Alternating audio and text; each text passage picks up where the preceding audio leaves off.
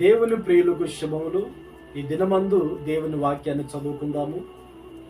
20వ కీర్తన 5వ వాక్యాన్ని మనం చదువుకున్నప్పుడు, నీ ప్రార్థనలన్నీ యెహోవా సఫలపరచునుగాక. ప్రియ దేవుని బిడ్డలారా, దేవుని సన్నిధిలో ఎంతో కాలముగా నీకున్న అవసరాలను బట్టి, అక్కర్లను బట్టి, ఇబ్బందిని బట్టి, ఇరుకును బట్టి ప్రార్థించి ఉన్నావేమో. ఆ ప్రార్థనలన్నీ కూడా దేవుడు సఫలపరుస్తాడు.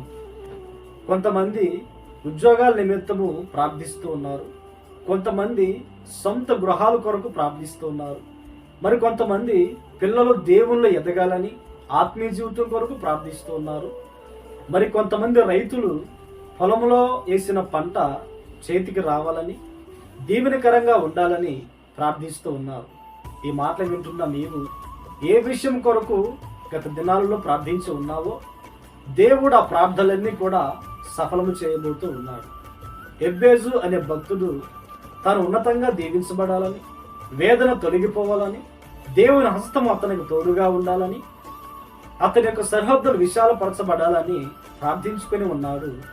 దేవుడు అతని ప్రార్థన ఆలకించి తనకున్న సమస్యలన్నింటిలో నుండి, వేదంలో నుండి విడిపించి ఉన్నతమైన దీవెన, సహోదరులందరికంటే హెచ్చైన దీవెన దేవుడు అనుగ్రహించి ఉన్నాడు. ఇలాగున ఎంతో మంది భక్తులు వారికున్న అవసరాలను బట్టి, ఇబ్బందిని బట్టి దేవుని ఆశీర్వాదాల కొరకు, సంతోషం కొరకు ప్రార్థించుకుని ఉన్నారు. వారి జీవితాల్లో దేవుడు ఆ కార్యాలు జరిగించి ఉన్నారు. అయితే దేవుడు నీ జీవితంలో నీ ప్రార్థనల్ని సఫలం చేయాలి అంటే ఆయన యందు నీవు విశ్వాసం ఉంచి ప్రార్థన చేయాలి. దేవుడు నీకు అనుగ్రహించినట్లుగా నీవు నమ్మి ప్రార్థన చేయగలిగితే, నీవు నమ్మిన ప్రకారంగా దేవుడు నీ జీవితంలో కార్యములు జరిగించబోతూ ఉన్నాడు. ఆమేన్, ఆమేన్.